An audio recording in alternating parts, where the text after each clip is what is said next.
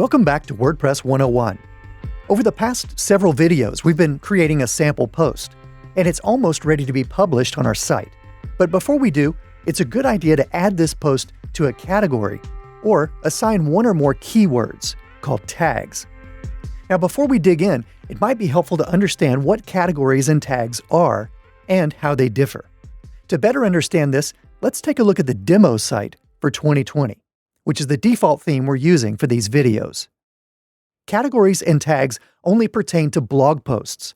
So here's a sample blog post about Don Quixote. Now, in this theme, the category is displayed at the top, above the title, while the tags are displayed at the bottom of the post, beneath the content. Categories and tags make it easier for your readers to browse your content by topic, rather than just chronologically. So for example, this post was filed under the category News. So we can presume that this site frequently posts news articles in this category. Now, in addition to being sorted by category, each post you create in WordPress can also be assigned one or more keywords, which we call tags. Tags are like a 1 or 2 word summary of the content in your article, and this post contains 2 tags, books and reviews. If you think of your website like a book, categories are like the table of contents at the front, and tags are like the terms at the index at the back. These tags enable your visitors to quickly find all the posts in your site that contain that same tag or keyword. And if you click one of these links, it'll open an archive page that contains all the posts that have been assigned to that tag or category.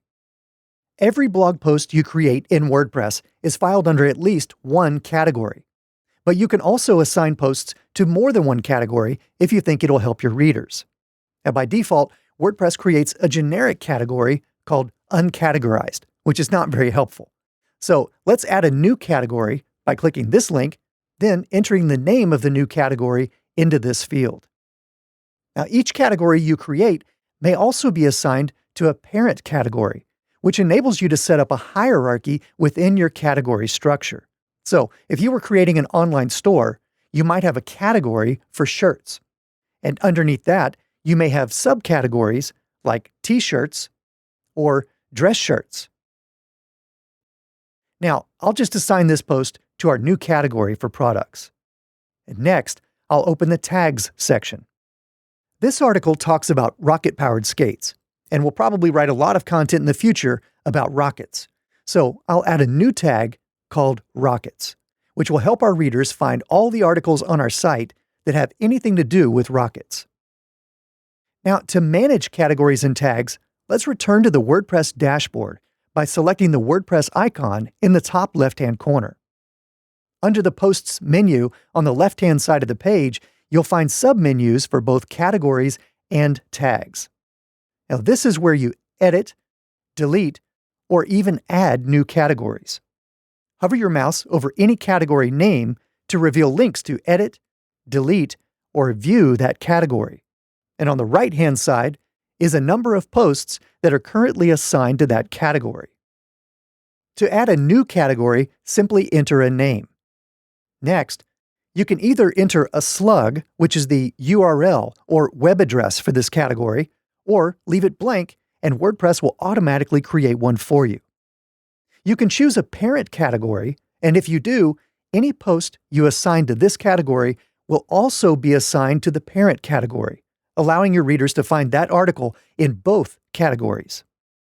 Finally, enter a description if you like, and then click the Add New Category button.